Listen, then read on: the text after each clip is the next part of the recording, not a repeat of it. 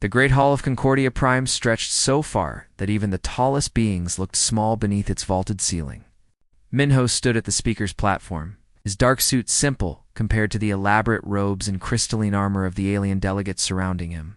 He held a small device in his hand, no bigger than a coin, and his voice carried through the translation fields to every corner of the chamber.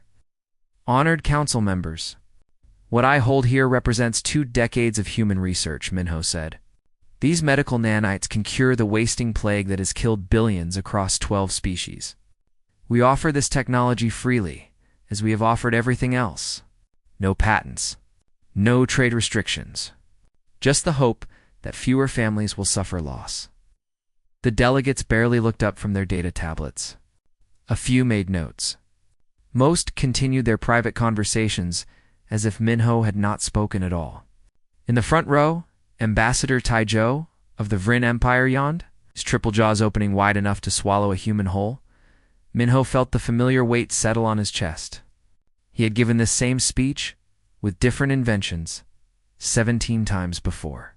The response never changed. He placed the device on the presentation altar and walked back to the human section.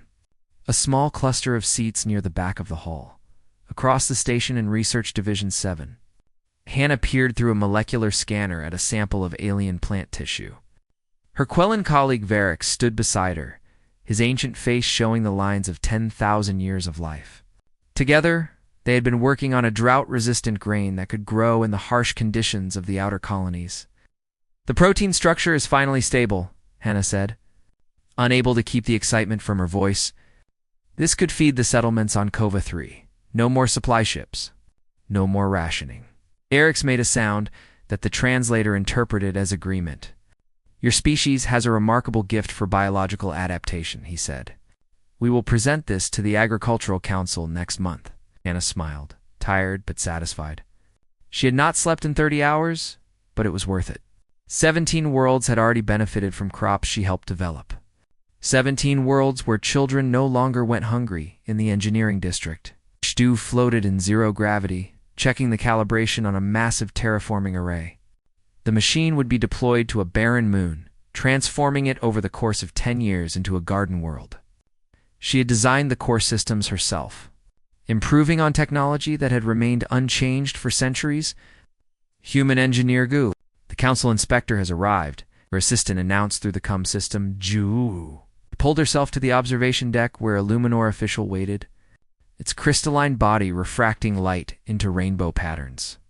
The being said nothing, simply activated a scanner and began examining her work. For 3 hours, it measured and recorded, never once asking Jiwoo to explain her innovations. When the inspection ended, the Luminar spoke for the first time. This design will be implemented. Your contribution will be noted in the files. Then it left. No thanks. No acknowledgement of the breakthrough she had achieved. Just a cold notation in a file somewhere. That evening, Minho met with the other human representatives in their private quarters. The rooms were comfortable but small, tucked away in a forgotten corner of the massive station. Doyen, Earth's Minister of Science, paced back and forth, his face flushed with anger. They rejected the council's seat proposal without even a debate, Doyen said. 200 years we've been here. 200 years of contributions, and they treat us like children asking to sit at the adult table. Chancellor Vexer said we are too young, Minho replied, loosening his collar. He reminded everyone that the Quellan civilization was building starships when humans still lived in caves. And how many of their starships still use human-designed power cores? Doyen shot back. How many alien worlds are fed by human crops? How many plagues have been cured by human medicine? Minho had no answer. He knew the truth as well as Doyen did. Humanity had given the galaxy more in 2 centuries than some elder races had contributed in millennia. But age mattered more than achievement in the Council's eyes. Antiquity granted authority, regardless of merit, so why In sat in the corner, her fingers dancing across a holographic display. As humanity's official historian on Concordia Prime, she had access to the Council's vast archives. What she found there made her stomach turn. I need to show you something, she said quietly. The others gathered around her display. This is the official record of the Draken System Agricultural Revolution. It says the drought-resistant grain was developed under the expert guidance of Quellan agronomists. With human researchers providing basic technical support, Hannah's face appeared in the communication window. She had been called to the meeting remotely. "That's my project," she said, her voice tight. "I spent 4 years developing that grain." The Quellan team observed and took notes. They didn't design anything. Swine scrolled through more files. Every human achievement had been rewritten. The medical nanites were credited to a VRIN oversight committee. The terraforming advances were attributed to Luminar theoretical frameworks. Even human poetry and art were classified as derivative works inspired by alien cultural foundations. "They're erasing us," Soyan said. "Not with violence or censorship, just with footnotes and fine print. In 100 years, the records will show that humans were helpers and assistants. Nothing more." A notification chimed. Minho opened the official council decree that had just been transmitted. As he read it, his hands began to shake. All human technological developments must be reported to the council within 30 days of discovery, he read aloud. All patents and intellectual property rights will be held jointly by humanity and the council's science directorate. For security purposes, and what about alien technology? Doyon asked, though he already knew the answer. Protected under individual species sovereignty rights, Minho finished. We give everything. They give nothing. And they call it partnership. Ji Wu's voice came through the angry and hurt. I saw a VRIN engineer present my terraforming design to the Colonial Expansion Committee today. He didn't mention my name once. When I tried to speak, security removed me from the gallery. The room fell silent. Outside the windows, Concordia Prime glittered with the lights of 1,000 species living and working together. It looked beautiful from a distance, but Minho saw it clearly now. The beauty was a lie. Humanity was not part of this civilization. They were a resource to be exploited. Their innovation was valued, but their people were not. They could give everything and it would never be enough, because they had committed the unforgivable sin of being young. What do we do? Doyon asked. Minho looked at his colleagues. These brilliant people who had dedicated their lives to building bridges between humanity and the stars. He thought of Hannah saving billions with her medicine, of Ji Wu creating worlds, of countless other humans, working tirelessly for a council that would never see them as equals. I don't know, he admitted. But something has to change. He did not yet know that change was already coming. In the military districts, in the colonies, in the hearts of humans across the galaxy, the same thoughts were taking root. The same questions were being asked. And soon, very soon, humanity would find its answer. JUNHO floated in the command center of the UHSF Horizon, humanity's largest defense vessel. Stars stretched in all directions beyond the viewport, cold and distant. He was reviewing routine patrol reports when his communications officer, Yunji, entered with a data chip clutched in her hand. Her face was pale. Sir, you need to see this immediately, Yanji said. Privately, they moved to Junho's quarters. Yanji locked the door and activated a privacy field before inserting the chip into the reader. Lines of decoded text scrolled across the screen. Junho read in silence, his jaw tightening with each passing second.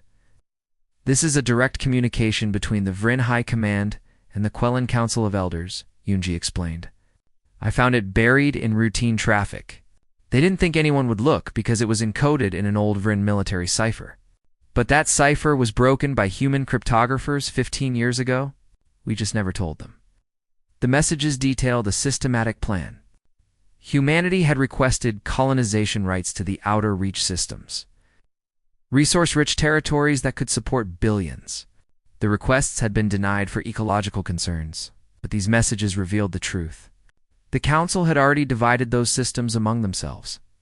The VRIN would take the mineral-rich worlds. The Luminar would claim the energy-abundant systems.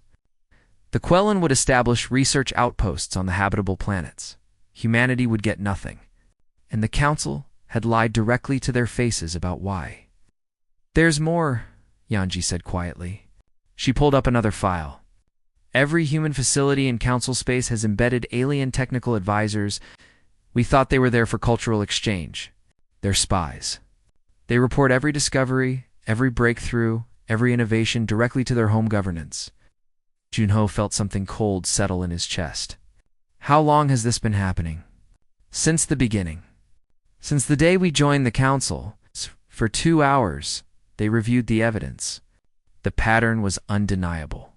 Humanity shared everything openly, believing in cooperation and mutual advancement. The elder races took everything and gave nothing back.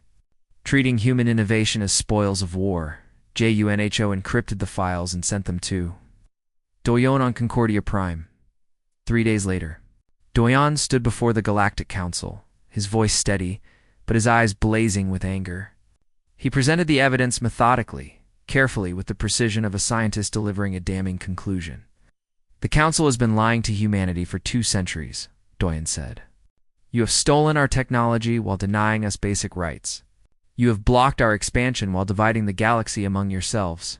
You have taken credit for our achievements while treating us as second-class citizens. Chancellor Vexer listened with an expression that might have been boredom or contempt. It was hard to tell on a Quellan face. When Doyon finished, Vexer gestured dismissively. Oh, Mr. Doyon. You misunderstand the nature of council cooperation, Vexer said. The Technical Advisor Program is standard practice. All member species participate. As for the Outer Reach systems, those decisions were made by the Colonial Authority using established protocols that predate human membership by millennia. Established protocols that the elder races are exempt from, Doyon countered. The elder races have earned certain privileges through ages of service, Vexer replied, his voice hardening. Humanity has been part of this council for barely 2 centuries. Your species was living in primitive dwellings when mine was already crossing the stars. You should be grateful for what you have been given, not demanding more. The chamber erupted in agreement from the alien delegates. Taijo stood, his massive form towering over the assembly. The human speaks of theft, but what have they truly created? Your innovations build upon foundations laid by civilizations millions of years old. You refine what we invented. You adapt what we discovered, and then you claim ownership. Minho watched from the human section, his hands gripping the armrest so tightly his knuckles turned white. This was worse than being ignored. This was being told that humanity's contributions were worthless. Back on the terraforming station, Ski Wu received a transmission from the Colonial Authority. Her services were no longer required on the Kova terraforming project. A Vern engineer named Vexer would be taking over as chief designer. Jiwoo requested a meeting with the station director. She was granted 5 minutes. The Kova project is 90% complete, Jiwoo said, trying to keep her voice calm. I've been working on it for 6 years. Why am I being removed? The council believes the project needs more experienced oversight, the director replied. Your work has been adequate, but we need expertise for the final phase. I designed the final phase. Those are my schematics. Shall be implemented by Chief Engineer Vexer. Your contribution has been noted. You should be proud. Giwu left the office and went directly to the docking bay. She watched as Vexer arrived with a full Vrin engineering team. They barely glanced at her as they boarded the station and began reviewing her work, her designs, her innovations. One of them made a dismissive comment in Vrin that the translator picked up. Human work always needs correction. On Concordia Prime, Hannah ran through the medical district, her breath coming in gasps. She had received word that a plague had broken out in the human colony on Deneb 4. The medical nanites she designed could cure it. But the colony's supply had been exhausted. She needed emergency authorization to ship more. The Vin medical coordinator listened to her request, then shook his massive head. The nanite reserves are allocated according to council priority protocols. Deneb 4 is classified as a peripheral colony. Low priority. People are dying, Hannah said. I have 2,000 doses sitting in storage right here on this station. Just let me send them. Unauthorized technology transfer is a serious offense, the coordinator replied. The nanites are council property now, under joint administration protocols. You cannot simply distribute them. I invented them. You developed them while employed by the Council Medical Research Division. That makes them council property. If you attempt to remove them without authorization, you will be arrested. Hannah felt tears of rage burning in her eyes. She left the office and went straight to the storage facility. If they would not authorize the shipment, she would take it herself. But when she arrived, security was already waiting. They had been alerted to her possible unauthorized activity. She spent the night in detention. By morning, 300 people on Deneb 4 had died. The plague could have been stopped. Across human space, the same story repeated. A human engineer was removed from a project and replaced by an alien who would implement their designs. A human scientist discovered that their research had been classified as council property. A human colony was denied basic resources while alien settlements received unlimited support. On Earth, a young woman named Yuna watched the news reports and felt something break inside her. She was a communications specialist, skilled in quantum broadcasting. That night, she created a pirate transmission and beamed it across human space on channels the council could not block. They will never see us as equals, Yuna's voice carried to 100 human worlds. We can give them everything, and it will never be enough. We can save their lives, build their worlds, cure their diseases, and they will still treat us like children, like servants, like tools to be used and discarded. Her transmission included all the evidence Doyan had presented to the council. She added the stories of Jiwoo Hannah and dozens of other humans who had been betrayed by the system they trusted. The question is not whether we should stay, Yuna said. The question is why we ever believed they wanted us here at all. The response was immediate. Protests erupted on human colonies. In the council chambers, human delegates began walking out of sessions. On Concordia Prime, human workers started refusing to report to their alien supervisors. Min received an emergency summons from Chancellor Vexer. He arrived at the Chancellor's office to find the ancient Quellen looking genuinely surprised. Ambassador Minho, this unrest among your people must stop, Vexer said. It is disruptive to council operations. Give us what we asked for, Minho replied simply. Equal treatment, fair representation, recognition of our contributions. That is not possible at this time. Humanity must be patient. You've been patient for 200 years. Vexer's expression hardened. Then perhaps humanity needs to be reminded of its place in the galactic order. The Council has existed for 10 million years. You are an infant species making infant demands. Something in Minho's expression must have changed, because Vexer actually paused. We offer you this, the Chancellor said. Humanity may remain in the Council as an associate member. You will retain all current responsibilities and duties.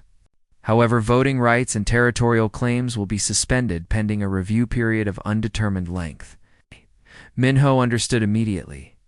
All the obligations, none of the rights, an eternal second-class citizenship with a diplomatic word attached. I will present this offer to Earth, Minho said quietly. That night, in a sealed session, Earth's government made their decision. It was not a difficult choice. The anger was gone now, replaced by something colder and clearer. They would leave. Not with threats or ultimatums. Not with demands or negotiations. They would simply withdraw from a system that had never wanted them as equals, and they would do it so quietly that the Council would not realize what was happening until it was far too late. The message went out on encrypted channels that only human ships could decode. 3 words repeated across every human colony, every research station, every outpost scattered across council space. Come home now. Junho coordinated the exodus from his flagship. He had spent months planning this in secret, working with human commanders across the galaxy. The operation had a simple name: Silent Departure. No announcements. No explanations. Just a quiet, systematic withdrawal of every human presence from Council territory. On Concordia Prime, Hoon packed his belongings into 3 small containers. 40 years he had worked in these offices, 40 years of diplomatic service, of negotiating treaties, of building relationships with alien colleagues. He looked around the room one last time at the awards on the walls, the gifts from foreign dignitaries, the photographs of council ceremonies. None of it mattered anymore.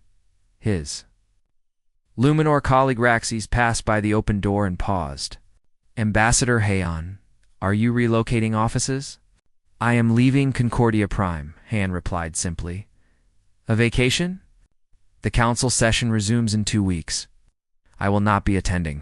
Raxes made a sound of confusion, its crystalline body shifting colors. I do not understand. Where are you going? Home, Heon said. He sealed the last container and walked out. Raxes called after him, but Heon did not look back.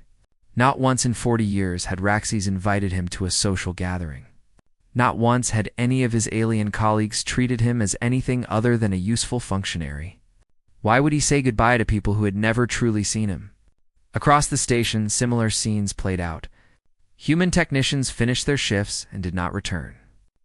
Human researchers submitted their final reports and departed. Human merchants closed their shops and loaded their goods onto transports.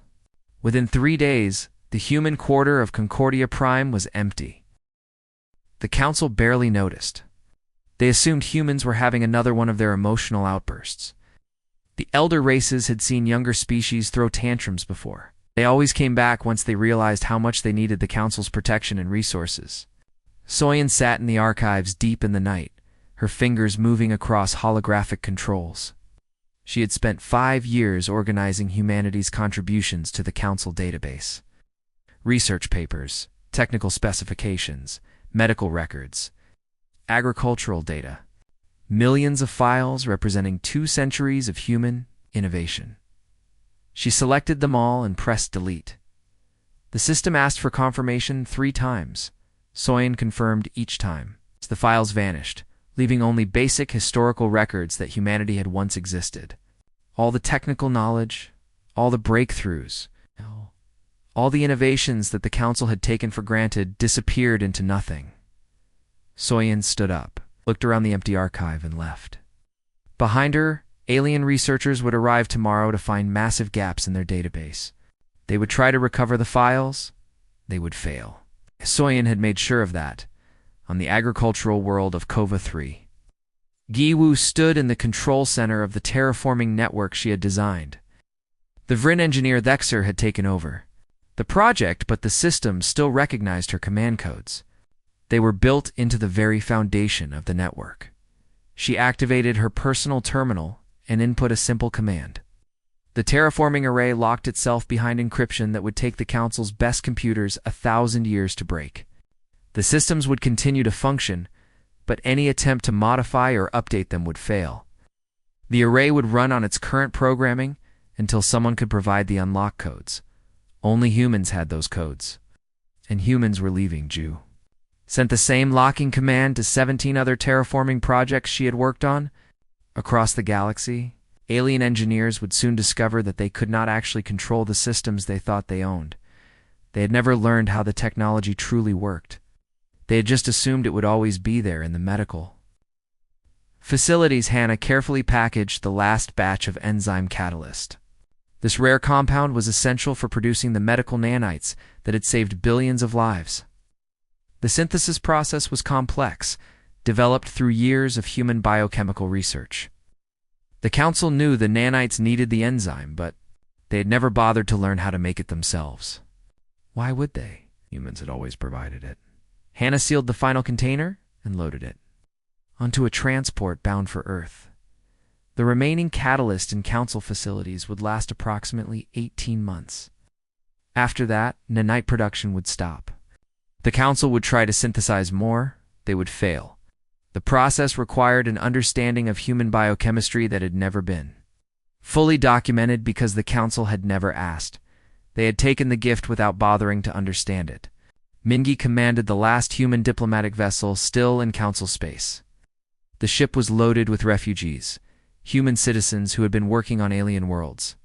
She received clearance for departure from the Concordia Prime flight control. It's just another routine departure logged in the system. As her ship moved away from the massive station, Mingi opened a channel to the Council communication network. She transmitted a simple message in clear text. No encryption, no codes. She wanted them to hear every word. This is Ambassador Minji of Earth, transmitting final notification. Humanity withdraws from the Galactic Council, effective immediately. We came to this galaxy in hope of cooperation and mutual advancement. We offered our knowledge, our innovation, and our friendship freely. In return, we received contempt, exploitation, and betrayal. We do not make this decision in anger. We make it in sorrow for what could have been. We wish the Council well. May you prosper in the galaxy you have chosen to build. Humanity will find its own path among the stars. She closed the channel. No dramatic threats, no demands for apology, no final accusations.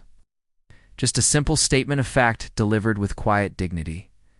The Council received the message, but most members ignored it. Another human complaint, another emotional outburst. It would pass. But in the following weeks, the pattern became impossible to ignore. Human ships were not coming back. Human workers were not reporting to their posts. Human colonies were being systematically evacuated. The great human shipyards in the Barnard system went dark. The agricultural stations fell silent. The research facilities transmitted their final data packets and shut down. Chancellor Vexer called an emergency session. A Minho did not attend. Earth's seat in the council chambers sat empty in the outer reach. Beyond council space, human colony ships entered unexplored systems. These were regions the council had deemed worthless. It's too far from the core territories, too difficult to terraform, too remote to be valuable. But humans had spent 2 centuries studying these systems in secret. They knew which ones held potential. Junho's fleet established defensive perimeters around the convoy.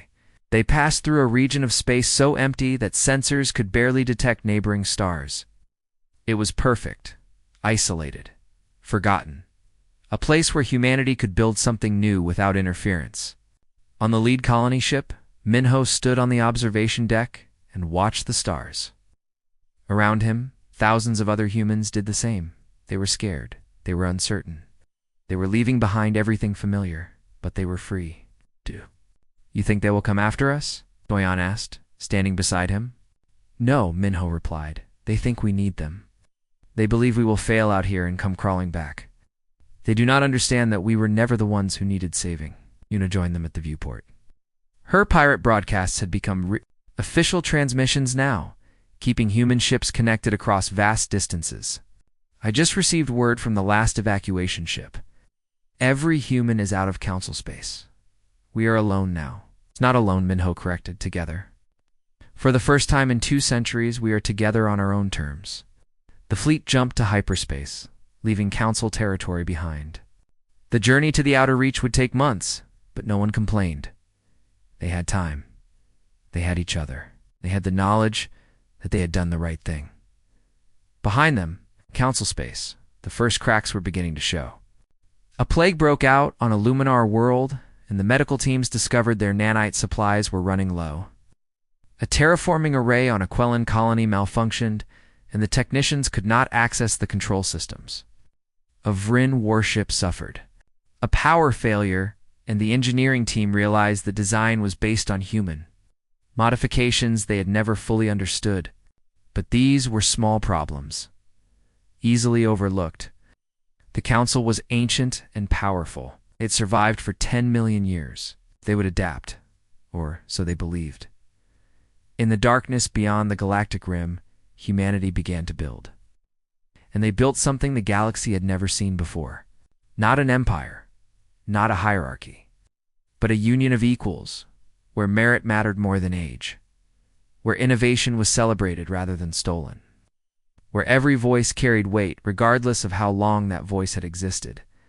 They called it the Stellar Union, and it would change the galaxy forever. But the Council would not realize this for many years.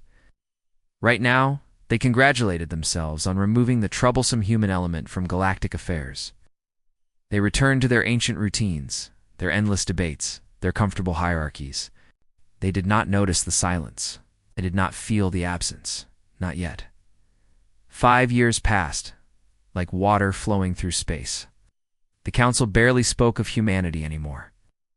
When they did, it was with the same condescension reserved for children who had run away from home. The elder races were certain the humans would return once they realized their mistake. They were wrong. The first sign came from the medical districts of Concordia Prime, a physician named Kelvin. A member of the insectoid hive species, reviewed supply manifests with growing concern. The enzyme catalyst necessary for nanite production was down to critical levels. "When is the next shipment from human sources?" Kelvin asked the supply coordinator. The coordinator, a young Quellen, looked confused. "There are no human sources?" "The humans left 5 years ago, but the production facilities still need the catalyst. Who is synthesizing it now?" Silence. The check of the records showed that humans had always provided the enzyme. It was simply assumed that production would continue.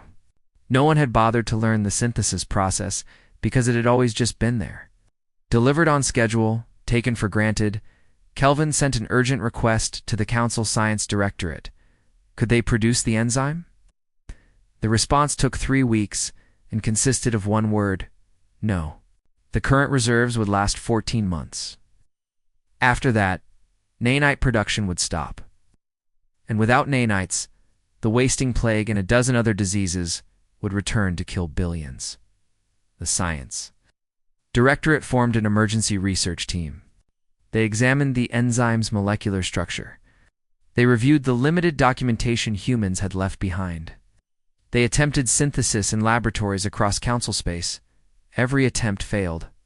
The enzyme was incredibly complex, requiring a precise understanding of organic chemistry that humans had somehow mastered and the elder races had never needed to develop.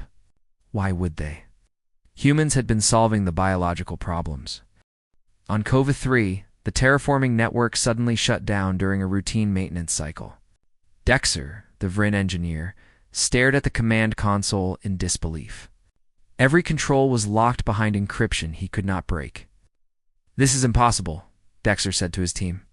"I have full administrative access." "The system does not recognize your credentials," his assistant replied. "It is requesting authorization codes that are not in any of our databases." Dexter tried every override protocol in the Council engineering manual. Nothing worked. The terraforming array was running on automated programming, but it could not be modified or updated. And the current programming had a critical flaw that would cause atmospheric instability. Within 8 months, he sent a desperate message to every engineering authority in council space. The response was always the same. The human who designed this system had built-in security features that no one else understood. Without the unlock codes, the array was untouchable. Similar reports flooded in from 17 other worlds. Terraforming systems locked. Agricultural networks unresponsive to commands. Power distribution grids running on fixed programs that could not adapt to changing needs. All of them designed by humans. All of them beyond the Council's ability to modify in the Vrin Empire. 3 warships exploded during what should have been routine patrols. The power distribution systems, upgraded with human engineering innovations, had a critical flaw that only appeared under specific combat conditions. The Vrin military engineers studied the wreckage, trying to understand what had gone wrong. They discovered that the upgrade was based on human modifications to traditional Vrin designs. The modifications had improved efficiency by 40%, but they required precise calibration that the original Vrin engineers had never documented because they had not fully understood it themselves. They had just copied the human improvements and declared them Vrin innovations. Now, without access to the humans who actually understood the technology, the warships were death traps.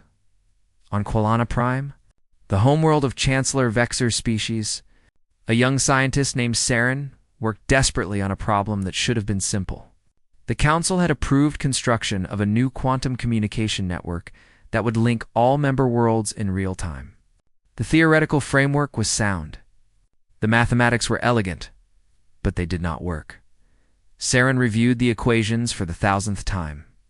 The quantum communication theory had been credited to Quellen researchers, but the actual mathematical proof was based on work by a human physicist who had published it in a council journal 18 years ago. The paper had been absorbed into the general knowledge base, its human origin footnoted and then forgotten. The problem was that the human had included certain assumptions in the proof that made sense if you understood human mathematical frameworks.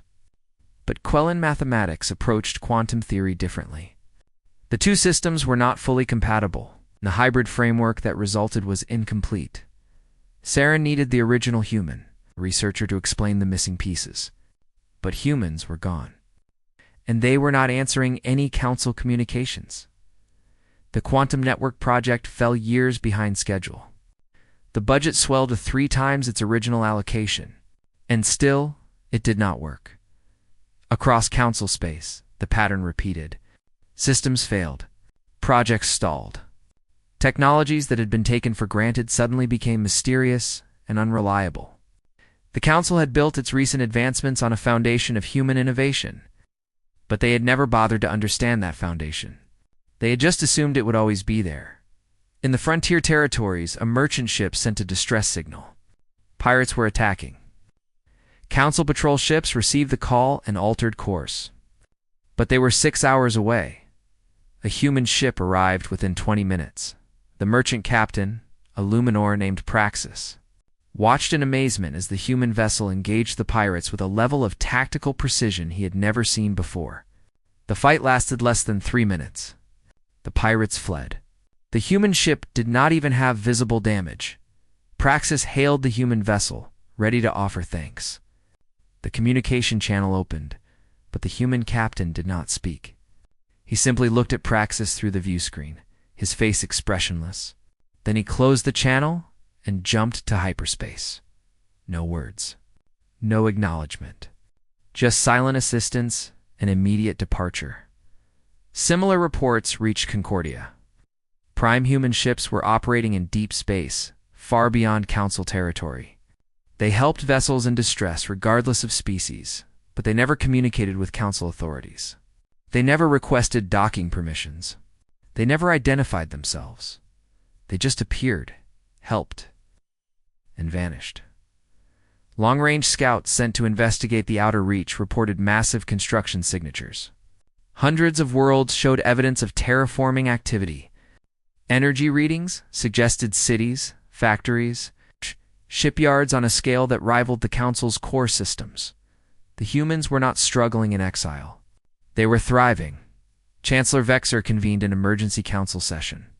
For the first time in 5 years, the topic was humanity. We must re-establish contact with the human government, Vexer announced. Their departure has created unforeseen complications in several critical systems. We should offer them the opportunity to return under improved terms. Improved terms? Taijo asked. You wish to reward their abandonment? I wish to be practical, Vexer replied coldly. Certain technologies we have relied upon are failing. We need human expertise to maintain them. The vote passed. The Council drafted a formal message of reconciliation. They acknowledged that humanity had made valuable contributions. They offered a new partnership with enhanced rights and privileges. They even suggested that a council seat might be possible in the near future. The message was transmitted to the last known human coordinates. There was no response. They sent another. Yes. Then another. Each one more conciliatory than the last. Each one carefully worded to seem generous while avoiding any admission of wrongdoing. All went unanswered. In desperation, they dispatched an envoy fleet. 6 ships carrying diplomats from each of the major council species, authorized to negotiate new terms with humanity. The fleet jumped to the coordinates where human colonies had once existed. They found nothing. Empty space. Abandoned facilities that had been stripped of all useful equipment. Not a single trace of where humanity had gone. The fleet searched for 3 months. They followed every lead, every rumor, every sensor ghost. Finally, they found something. A single beacon floating in deep space. Far beyond the galactic rim, the beacon transmitted a simple message on repeat. This territory is claimed by the Stellar Union of Free Humanity. We wish no contact with the Galactic Council. All council vessels must maintain a distance of no less than 50 light-years from our borders. This is our only warning. The envoy fleet commander, a dignified Quellan diplomat named Vorin, tried to establish communication. He broadcast messages explaining that the council wished to negotiate, to apologize, to make amends. The beacon continued its loop, ignoring him. Vorin ordered the fleet to cross the boundary. Perhaps if they could just speak to a human representative face to face. They could explain that things would be different now. The moment the first council ship crossed the 50 light-year line, alarms sounded. Human warships appeared from hyperspace, dozens of them, with designs unlike anything the Council had seen. They did not fire. They did not threaten. They simply formed a wall between the Council fleet and the border. Vorn tried hailing them. No response. He tried every diplomatic channel. Silence. For 3 days, the two fleets faced each other. The humans did not move. They did not communicate. They just waited with the patience of people who had all the time in the world. Finally, Vorn understood. The humans were not going to talk. They were not interested in negotiations or apologies or new terms. They had moved on completely. The Council fleet returned to Council space, their mission a complete failure. Vorn delivered his report to Chancellor Vexer with trembling hands. "They do not hate us," Vorn said quietly. "I think that might be worse. They just do not care. We are irrelevant to them now." Vexer sat in silence for a long time. Around him, the Council chamber felt empty despite being filled with delegates. He thought of the nanite shortages, the failing terraforming systems, the stalled research projects. He thought of the quantum network that did not work, and the agricultural worlds, struggling with crops that humans had designed. For 10 million years, the Council had stood as the pinnacle of galactic civilization. They had believed their age granted them wisdom and authority, but they had driven away the one species that actually moved civilization forward. 20 years after humanity's departure, the galaxy burned. They came from beyond the galactic rim, from the vast emptiness between galaxies where no one had thought to look. The Council's long-range sensors detected them too late. Massive ships, organic and mechanical fused together, driven by a hunger that could never be satisfied. The Council military designated them the Devourers. It was an accurate name. The first battle lasted 17 minutes. An entire Council defense fleet, 200 warships strong, was destroyed. The Devourers moved through their formations like sharks through fish, tearing ships apart with weapons that ignored shields and melted armor like wax. Within a month, 6 Council worlds had fallen. Within 3 months, 15 more. The elder races threw everything they had at the invasion. Ancient warships were pulled from museums and pressed into service. Weapon systems that had not been fired in millennia were activated. Species that had been at peace for thousands of years suddenly remembered. How to make war? It was not enough. The Devourers adapted to every tactic, every weapon, every strategy. They learned from each encounter and became stronger. They did not negotiate. They did not communicate. They just consumed world after world, turning vibrant civilizations into lifeless husks. Concordia, Prime became a fortress. Refugee ships arrived daily, fleeing from the advancing Devourer fleets. The station that had once been a symbol of galactic unity became a shelter for the desperate and the dying. Chancellor Vexer stood in the command center, watching tactical displays show the Devourers advancing on all fronts. He was old now, even by Quellan standards. The stress of the war had aged him in ways that millions of years of peace never had. "We are losing," his military advisor stated simply. "At current rates, the Devourers will reach the core systems within 6 months. Concordia Prime will fall within 8. Vexer knew what had to be done. He had known for weeks, but had been too proud to admit it. Now, with extinction staring him in the face, pride seemed like a luxury he could no longer afford. "Send a message to the Stellar Union," Vexer said quietly. "Tell them we need their help." The message was crafted carefully. It acknowledged humanity's past contributions. It admitted that the Council had made mistakes in its treatment of human members. It promised full Council membership with all rights and privileges if humanity would help defend against the averse. It was everything the Council had refused to give 20 years ago. Offered now in desperation, the message was transmitted to the human border. And then the Council waited in the Stellar Union capital. Built on a world humans had named New Earth, Admiral Yunji received the Council's transmission.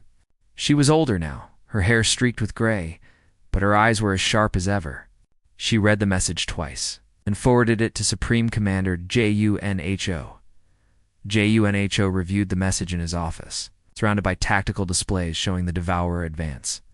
He had been monitoring the situation for months, The Union's long-range sensors were better than anything the Council had, which meant humans had known about the Devourers before the first Council world fell. What do we do? Yunji asked. We convene the assembly, Junho replied. This decision is too important for military command alone. On New Earth, the Stellar Union Assembly gathered. Representatives from 200 human worlds filled the chamber. Unlike the Council's ancient hierarchy, the Union operated on principles of equality and democratic process. Every world had a voice. Every citizen mattered. The debate raged for 3 days. Minho, now serving his final term as Earth's premier, listened to passionate arguments from all sides. Let them burn, one representative said bitterly.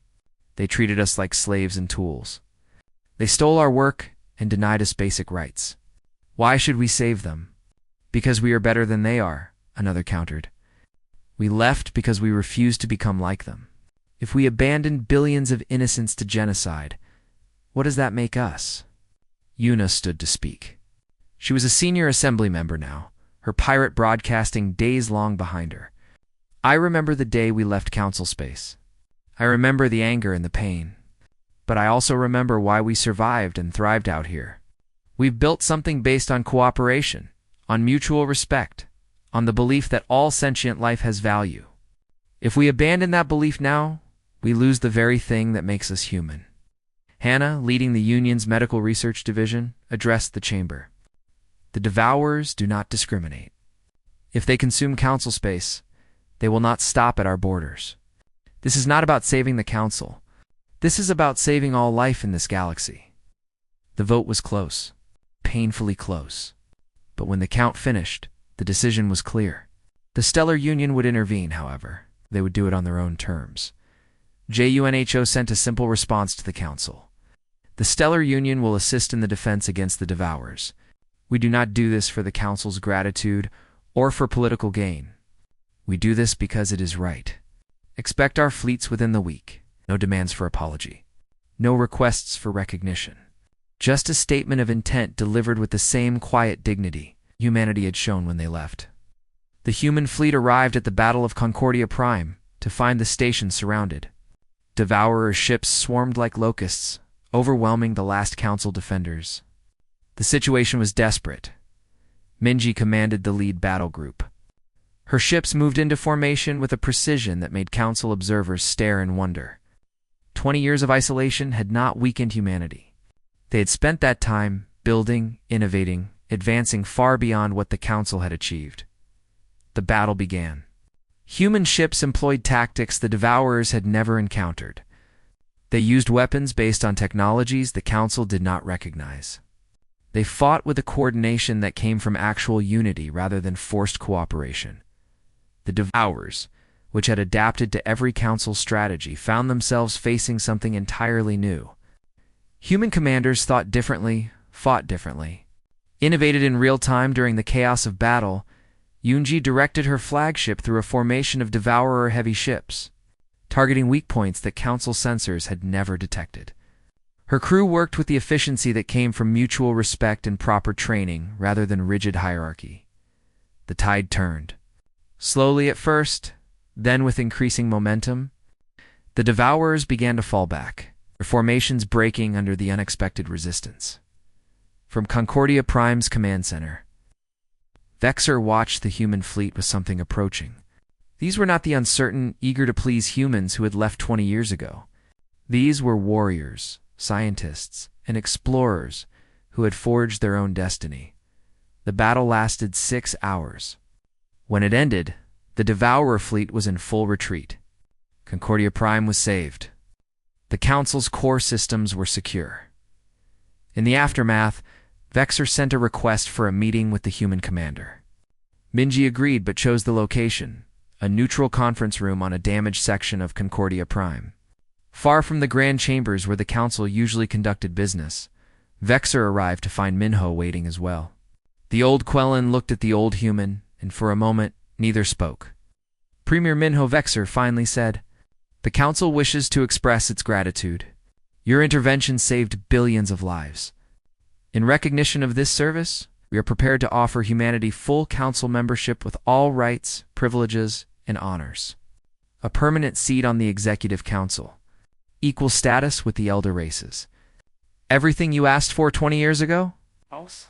Minho listened patiently, then shook his head. Chancellor Vexer, we appreciate the offer, but we must decline. Vexer looked genuinely shocked. You refuse? After everything? We do not refuse out of spite, Minho explained. We refuse because we no longer need what you are offering. The Stellar Union has built something better beyond your borders. A civilization based on merit rather than age, on cooperation rather than exploitation, on equality rather than hierarchy. Then why did you help us? Vexer asked, and for the first time, there was genuine confusion in his ancient voice.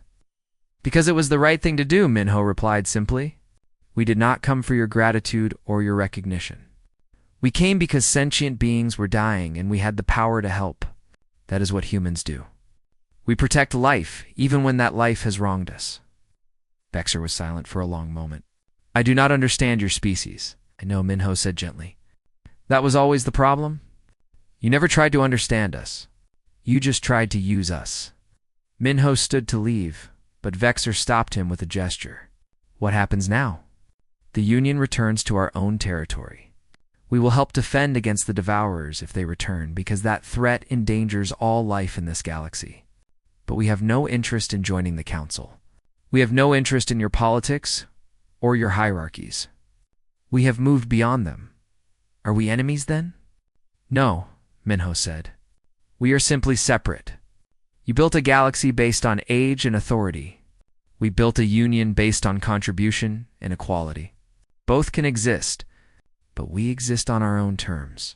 As Minho's ship departed Concordia Prime, Vexer stood at an observation window and watched it go. Around him, the Council was already returning to its old patterns. Already debating who deserved credit for the victory. Already arguing about status and privilege, they had learned nothing. But Vexer had learned something. He understood now what the Council had lost 20 years ago.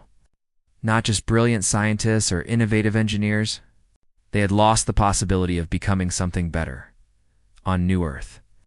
Soyen added a final entry to the Union's historical record. She was very old now, her hands shaking slightly as she typed. But her mind was clear. The Council called us back when they needed us, she wrote. We answered not because we owed them anything, but because we are human, and humans answer calls for help. We saved them, asked for nothing in return, and departed once more. Perhaps someday they will understand that true strength comes not from age or power, but from the willingness to help others without expectation of reward. Perhaps not. It no longer matters.